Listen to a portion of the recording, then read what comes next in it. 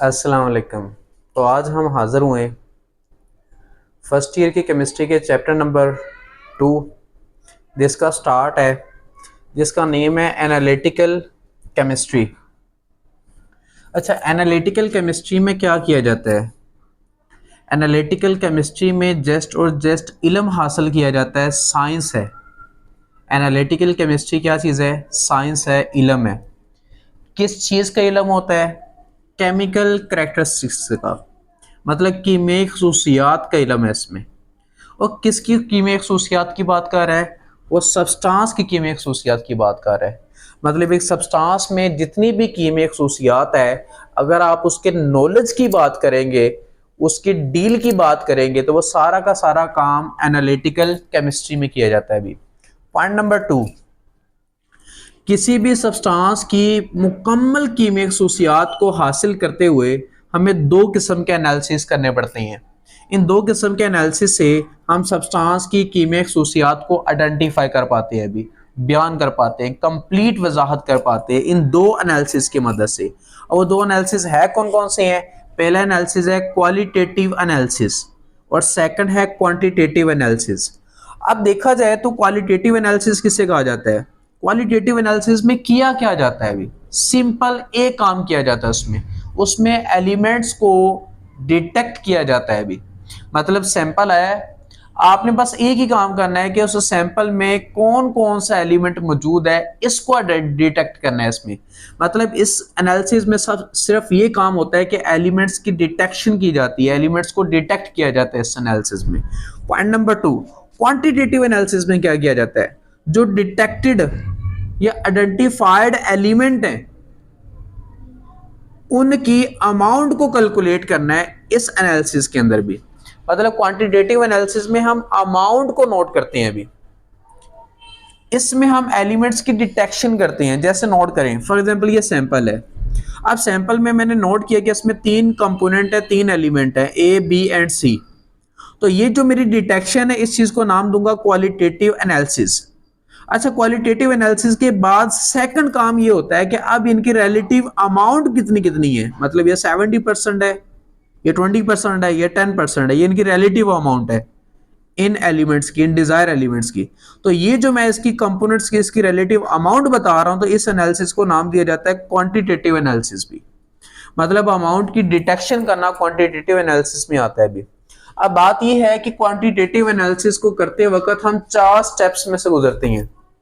वो 4 स्टेप्स ही हैं। सबसे पहला काम होता है कि सैंपल को ऑब्टेन करना। सेकंड काम है उसमें जो डिजायर कंपोनेंट, जो कंपोनेंट आप चाहते हैं उसमें से निकालना, उसको सेपरेट करना। पॉइंट नंबर 3, सेपरेट करने के बाद उसकी अमाउंट की मेजरमेंट करना, उसको कैलकुलेट करना, और उसके बाद रिजल्ट निकालना कि कितनी अमाउंट है। और लास्ट पे होता है कि अब इतनी अगर अमाउंट है तो इट मींस उस पेशेंट को क्या होगा या उस सैंपल में क्या चीज है, ये ड्रॉ अ कंक्लूजन, नतीजा निकालना। जैसे कि एक एग्जांपल मैंने आप लोगों के लिए तैयार की है ताकि आपको इजीली समझ आ जाए। ये जस्ट एग्जांपल है आपको बताने के लिए। फॉर एग्जांपल मैंने ब्लड का सैंपल लिया और मैंने ब्लड का सैंपल लेने के बाद उसमें मौजूद ग्लूकोज को मैंने सेपरेट करना है। फर्स्ट काम, मतलब फर्स्ट काम सैंपल को ऑब्टेन करना, ब्लड सैंपल ले लिया। स्टेप नंबर 2, डिजायर कंपोनेंट को अलग करना। मैंने उसमें से शुगर चेक करना चाहता था, मैंने शुगर को सेपरेट कर दिया, ग्लूकोज को सेपरेट कर दिया। स्टेप नंबर 2 हो गया। स्टेप नंबर 3 में क्या होती है? मेजरमेंट एंड रिजल्ट निकाले जाते हैं। तो मैंने फिर अब अलग की कि ग्लूकोज की अमाउंट को नोट किया, उसकी मेजरमेंट की, तो पता चला कि उसमें शुगर 300 है अभी, उसमें ग्लूकोज 300 है अभी। अब ये जो चीज है इसको हम कहते हैं मेजरमेंट एंड रिजल्ट निकालना। अच्छा, रिजल्ट निकालने के बाद उसको शुगर जो है ना वो 300 है, मतलब उसमें ग्लूकोज लेवल 300 है। इट मींस मैंने फिर अब उसका रिजल्ट, मतलब जिसे हम रिजल्ट नहीं सॉरी कंक्लूजन कहते हैं, मैंने कंक्लूजन निकालना है। मैंने कहना है ये ब्लड जिस भी पेशेंट का है ना उसे शुगर है, वो शुगर पेशेंट है अभी। तो ये जो है ना सारा का सारा काम 4 स्टेप्स में परफॉर्म किया जाता है क्वांटिटेटिव एनालिसिस के अंदर। सैंपल को ऑब्टेन करना, डिजायर कंपोनेंट को अलग करना, उसकी डिजायर जो कंपोनेंट उसकी मेजरमेंट करके उसकी अमाउंट को रिजल्ट निकालना, और लास्ट पे उस रिजल्ट को देखते हुए कंक्लूजन ड्रॉ कर देना। तो ये काम मोस्टली आपको लैब्स के अंदर देखने को मिलता है, रिजल्ट्स में देखने को मिलता है, पॉजिटिव रिपोर्ट, नेगेटिव रिपोर्ट इस चीज से बनाई जाती है भी। पॉइंट नंबर, अब आते हैं नेक्स्ट पॉइंट के ऊपर भी। इसके नीचे वाला टॉपिक है filtration. What is filtration? Filtration name से मेंशन है फिल्टर करना। क्या करना भी? फिल्टर करना।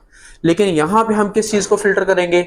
हम इनसॉल्युबल पार्टिकल्स, इनसॉल्युबल पार्टिकल्स जो एक लिक्विड में मौजूद होंगे उनको उनसे अलग करेंगे। तो ये जो जिस प्रोसेस से ये किया जाएगा, मतलब जो प्रोसेस इसमें हुआ कि मतलब इनसॉल्युबल पार्टिकल्स को लिक्विड में से निकाल लिया, इस प्रोसेस को नाम दिया जाता है फिल्ट्रेशन करना। मतलब मैंने उसको फिल्टर कर दिया, फिल्ट्रेशन हो गया अभी। तो ये पहला पॉइंट ये मेंशन करेंगे, फिल्ट्रेशन एक प्रोसेस है जिसमें सेपरेशन का काम किया जाता है। किसको सेपरेट किया जा रहा होता है? इनसॉल्युबल पार्टिकल्स को, ऐसे पार्टिकल जो हल नहीं है किसमें? लिक्विड में, उनको उनसे अलग करना है। तो ये जो प्रोसेस होगा उसे हम फिल्ट्रेशन कहते हैं अभी। अब पॉइंट नंबर नेक्स्ट भी, फिल्ट्रेशन डन कैसे करते हैं, फिल्ट्रेशन परफॉर्म कैसे करते हैं? फिल्ट्रेशन जब भी किया जाता है डिफरेंट फिल्टर मीडिया से किया जाता है अभी। डिफरेंट फिल्टर मीडिया को इस्तेमाल करके फिल्ट्रेशन होता है। जैसे कि अक्सर घरों के अंदर आप चाय को पत्ती से अलग करने के लिए जो फिल्टर मीडिया इस्तेमाल करते हैं वो चाय पोनी है जी।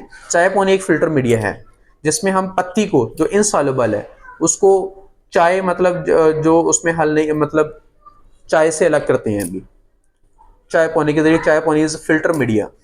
तो यहाँ पे देखिए कि यहाँ पे हमें डिफरेंट फिल्टर मीडिया जो है वो यूज करने को देखने को मिलते हैं अभी। अब कौन कौन से फिल्टर मीडिया हैं, चलिए उनको जिक्र करना स्टार्ट करते हैं। सबसे पहला फिल्टर मीडिया मिलता है फिल्टर पेपर। जी हाँ, लैब के अंदर, लेबोरेटरीज के अंदर या केमिस्ट्री के डिपार्टमेंट्स के जो लैब्स बनी है वहां पे आपको जो फिल्टर पेपर मिलता है उसमें डिफरेंट पोर साइज होते हैं। डिस्क साइज होता है और उसमें डिफरेंट पोर्स होते हैं, छोटे छोटे सुराख होते हैं भी, जैसा कि आपको नजर भी आ रहा है। पॉइंट नंबर 2, फिल्टर मीडिया में पेपर पल्प को भी इस्तेमाल कर सकता हूं। अब आप कहेंगे पेपर पल्प क्या है? एक पेपर लें, उसके छोटे छोटे टुकड़े कर लें, ठीक है, उसको हम पेपर पल्प कहते हैं। उसको भी हम इस्तेमाल कर सकते हैं फिल्ट्रेशन करने के लिए। नेक्स्ट क्या चीज है? Filter crucible. क्रूसिबल कहते हैं कप को, एक ऐसा कप जो फिल्टर करने का काम करे, जैसे फिल्टर क्रूसिबल कहते हैं। जैसे नजर भी आ रहा है, ये कप है, इसके बॉटम में सुराख है छोटे छोटे जो कि इनसॉल्युबल पार्टिकल्स को ऊपर रहने देंगे, बाकी तमाम लिक्विड को पास कर देंगे। अच्छा, ये जो फिल्टर क्रूसिबल ये दो किस्म के होते हैं। कौन कौन सा? गूज क्रूसिबल और सेंट्रेड ग्लास क्रूसिबल। ये आपको मजीद पढ़ने को मिलेगा। फिलहाल आप लोगों ने ये माइंड में रख लेना है, फिल्टर क्रूसिबल से भी इनसॉल्युबल पार्टिकल्स को अलग किया जाता है लिक्विड में से। नेक्स्ट है कॉटन। कपड़े से भी काम लिया जा सकता है अभी, मतलब एक पानी, उसमें आपने बजरी डाल दी है। अब बजरी और पानी को अलग करने के लिए आप पेपर यूज कर ले, मतलब क्लॉथ यूज कर ले। क्लॉथ के अलावा नेक्स्ट जो यूज किया जाता है दैट इज अ कॉटन। रुई को भी इस्तेमाल किया जाता है अभी फिल्ट्रेशन के लिए। रुई से भी आप फिल्टर कर सकते हैं, मतलब जैसे रुई ली आपने, पत्थर और पानी उनको उसके ऊपर ढेल दिया तो पत्थर ऊपर रह जाएंगे और पानी उसमें से गुजर जाएगा। एक मिनट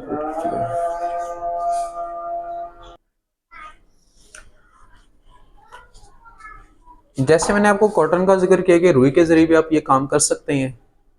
जी हाँ, मतलब आपने रुई ली है, रुई की मदद से भी आप पानी और बजरी को जो आपस में मिक्स है उसको अलग कर सकते हैं। मतलब उसको ढेलें, बजरी रुई के ऊपर आ जाएगी, पानी उसमें से पास हो जाएगा, तो वो भी फिल्ट्रेशन का काम कर सकती है।